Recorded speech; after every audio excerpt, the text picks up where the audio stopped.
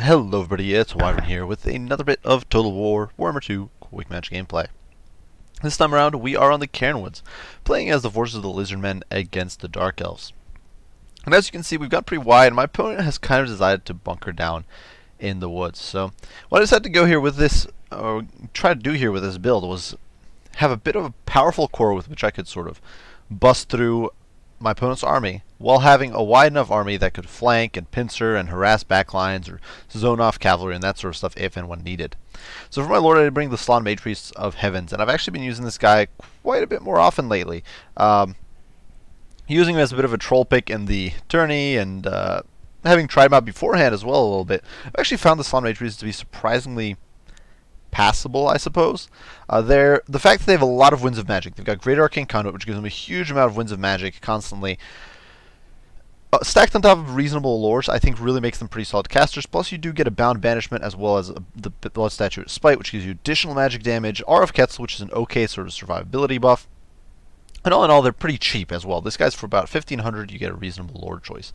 Obviously, not very survivable, but they do have a little bit of missile resist built in, which is pretty sweet. And of course, with Lore of Heavens here, we do get Harmonic Convergence. You've got Curse of the Midnight Wind, which makes enemies a lot less damaging, and Wind Blast, which is great, I think, against Dark Elves who have a lot of elite infantry, and you'll often see Blackguard, Organith Executioners, Sisters of Slaughter, and you'll often see these units against Lizardmen, and you'll struggle with them as lizards. But if you bring Wind Blast, they can actually really wreck these units, and the Dark Elves don't have the healing capacity High Elves have, so it's very, very helpful. Alongside him, we do have two Sar Scarvets. One of them does have the Plaque of Dominion. I don't think you really need two Plaques of Dominion. Usually I'm using these guys together, so they're kind of tag teaming units. Both have the Potion of Strength because I find it's very useful just to get a bit of burst damage into an opponent when needed.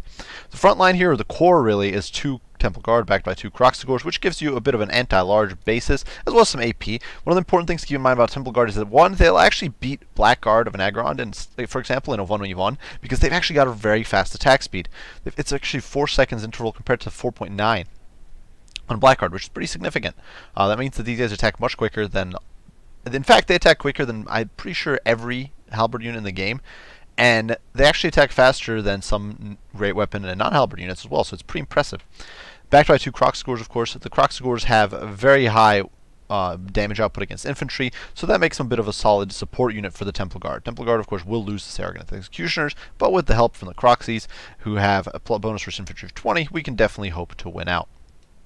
Out on the flanks, 4 units of Skinks. These guys are the vanilla variant. I'm not a big fan of Skink cohorts usually, but with 4 of them, hopefully I can kind of bog down opponent's cavalry. I can support my Sar Scarvets. If my opponent brought up Dark Shards, we can flank around and get into their back lines, zone off Dark Riders with crossbows, that sort of stuff. Finally, 2 units of Chameleon Skinks to provide some anti-air defense, as well as some value against enemy shades, as well as against enemy skirmishers, skirmish cav, that sort of stuff. Which obviously, while you can zone it off with Skink cohorts, you can't kill it, but the Chameleon Skinks can definitely do some damage.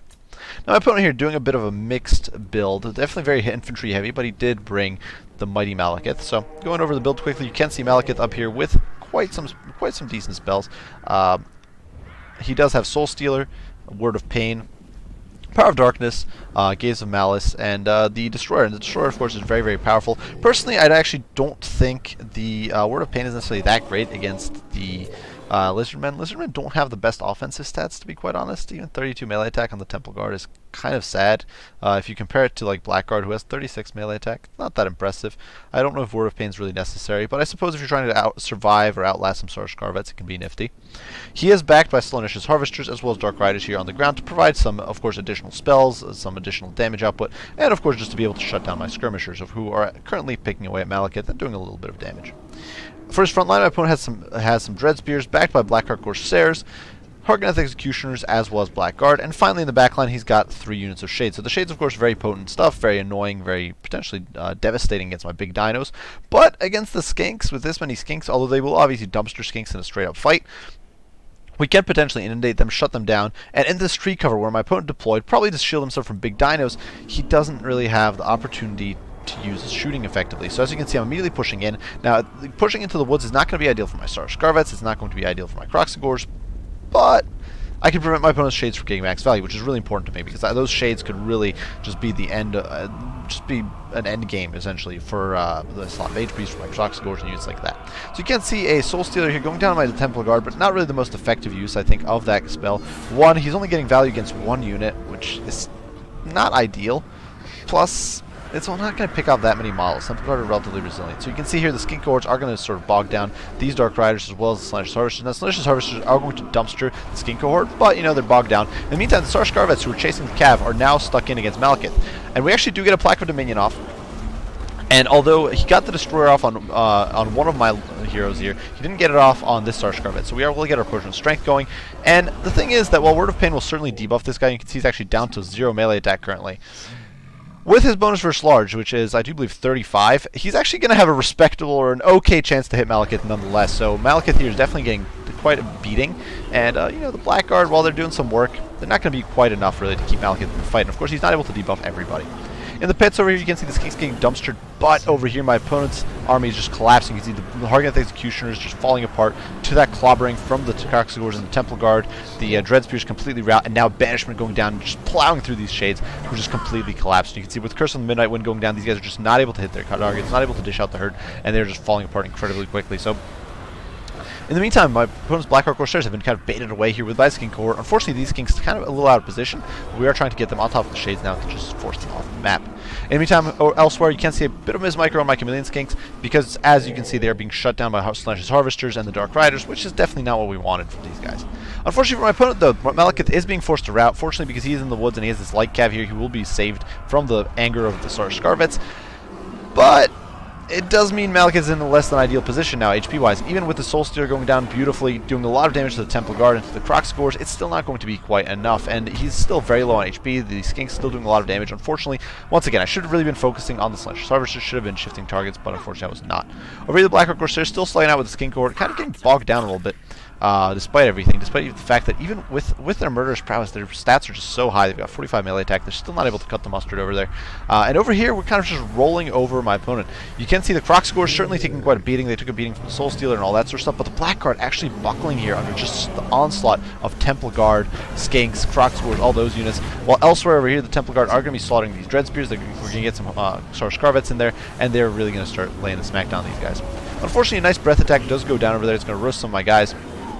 But Blood Statue of Spite does go down on these Blackguard, and it's going to start melting them. And although they are immune to psychology, they are not immune to just raw damage output, just grinding through them, and so they are going to start collapsing shortly. And unfortunately, although my opponent has gotten some shades back online, two of them are, although they will rally over here at the periphery, it's way too far away from the main battle, and this single unit of shades sitting at 25 models is just not going to be able to do enough damage, especially through the tree cover, especially as the Star Scarvet does dive in and is going to start munching on some of these models. And of course, the Dread Spears are not really a threat to this guy, even on 3,000 HP, it's still far too much, far too tanky, far too survivable. If we look elsewhere, the Skink units have been essentially overrun. There's not much to say there. The single unit of Chameleon Skinks over there is rallying, but unfortunately for my opponent, he's probably at pretty low, if not completely out of Winds of Magic at this point. Gaze of Malice is not going to do much to the Temple Guard, probably doing more friendly fire to them than anything else. And at this point, my opponent is going to choose to GG out, because, simply put, he's run out of options. If we see, I can't even speak. But if we quickly look at the after battle stats, you can see the two Light Calorinas doing some immense work. An absolutely stellar job of just shutting down my backline troops, shutting down my Chameleon Skinks, my normal Skink cohorts. Definitely doing some good work there, but unfortunately it just wasn't enough. The Shades really not able to get value in the woods. If you're going against Lizardmen and you're looking to get value out of shooting against them, you need to be fighting out in the open where your shooting can get some good value. First of all, my opponent let his Shades clump up, which meant my Banishment got massive value. 113 kills on the Slaash Mage Priest. Most of that was thanks to Banishment.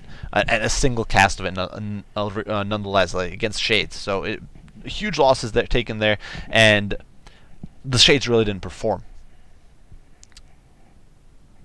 That said, I also do think this build is relatively solid. The Crocscores give you a good sort of bunker buster unit, and Temple Guard are surprisingly decent in the melee fight, except against probably Sisters of Slaughter. I haven't actually tested this per se. I did see the results for the various halberd tests, and it turns out that apparently Temple Guards do beat Blackguard. I'm pretty sure they do lose to Hargant Executioners, if I remember correctly, and so they're a very solid, surprisingly, unit, especially for their cost. These guys only cost 1,200. Temple Guard, of course, Black Guard is, of course, immune to psychology, which is great. They've got better armor, they've got better melee defense, they've got better weapon strength, all that sort of stuff. But they have much less HP, and they have much lower, much lower attack speed as well. So that definitely makes them a little weaker compared to the Temple Guard. It means they can't trade quite as effectively. A lot of these kill counts here are inflated just by the fact that we've got so many skinks on the field.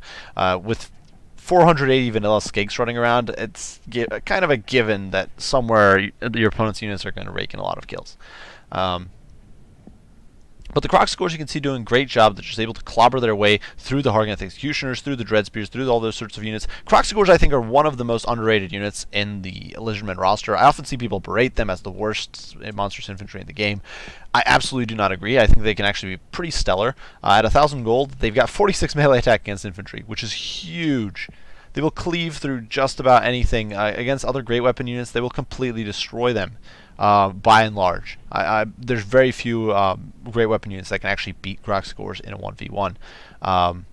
Generally, they have to be significantly more expensive than Kroxigors. Certainly, they're vulnerable to halberds, but that's what you bring units like Temple Guard for, or casters for, to debuff them to help these guys out.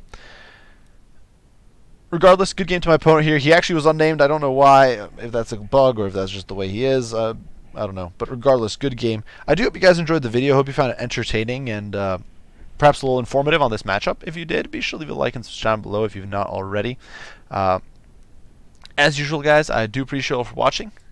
If you have any comments and criticism, be sure to share. And I'll see you all in the next one. Wyvern out.